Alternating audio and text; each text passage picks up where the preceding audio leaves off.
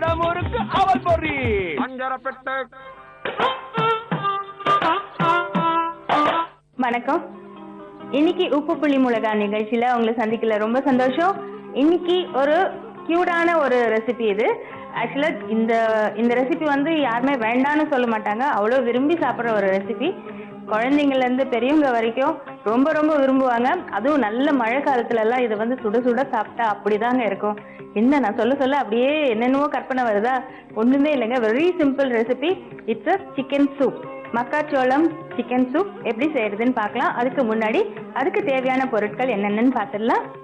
எலும்பு நீக்கிய சிக்கன் துண்டுகள், சிக்கன் வேக வைத்த நீர், அதாவது ஸ்டாக்னு சொல்லுவாங்க, கார்ன்ஃபிளவர், அஜினமோட்டோ, உப்பு, மிளகு, மக்காச்சோளம். இப்போ இந்த சுட சுட கமகம சிக்கன் சூப் எப்படி பண்றதுன்னு பார்க்கலாமா? முதல்ல மக்காச்சோளம் கொஞ்சம் நல்லா தண்ணி விட்டு லேசா உப்பு போட்டு நல்லா வேக வச்சுக்கோங்க. அதுக்கப்புறம் சிக்கனை எலும்பெல்லாம் எடுத்துட்டு அந்த எலும்பு தண்ணி ஊற்றி நல்லா வேக விடுங்க. அந்த தண்ணியை தான் நம்ம சூப்புக்கு யூஸ் பண்ண போறோம். அதே மாதிரி சிக்கன், போன்லெஸ் சிக்கன், அதாவது அந்த போனை நீக்கின சிக்கன் வந்து அதையும் தனியாக வேக வச்சு எடுத்து வச்சுக்கோங்க. அதுக்கப்புறம் கார்ன்ஃபிளவர் வேணும். கார்ன்ஃபிளவர் நம்ம வந்து கொஞ்சம் தண்ணி விட்டு கரைச்சிக்க போறோம். இப்போ முதல்ல நம்ம அடுப்பை பற்ற வச்சுக்கலாம்.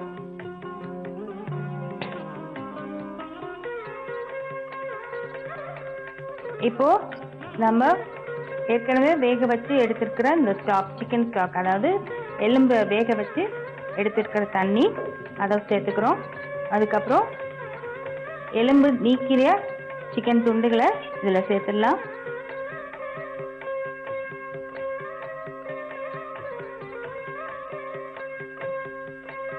இதோட நம்ம வேக வச்ச மக்காச்சோளத்தையும் இதில் சேர்த்துடலாம்.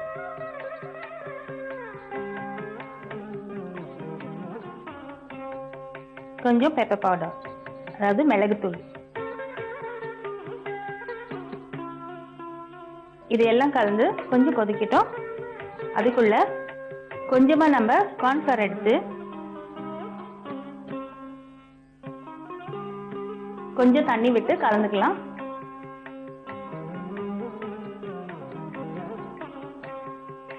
இங்க நல்லா கொதிச்சு வரும்போது கொஞ்சமா இந்த கார்ன்ஃபிளவரை நம்ம இதோட மிக்ஸ் பண்ணி ஒரு கெட்டியான பதத்துக்கு கொண்டு வந்துடலாம்.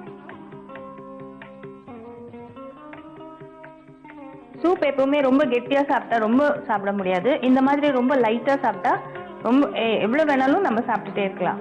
பாருங்க, ஒரு திக்னஸ் வந்துடும் பாருங்க அந்த சூப்ல.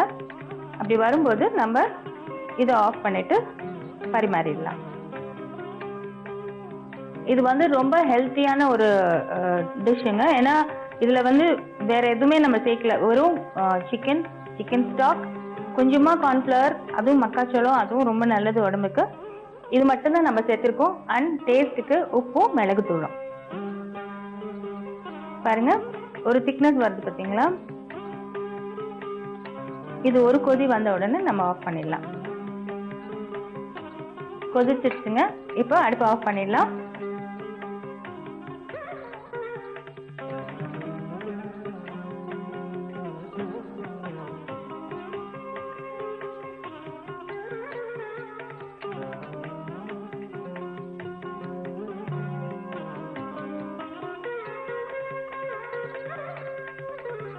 சுட சுட கார்ன் சிக்கன் சூப் ரெடியா இருக்குங்க.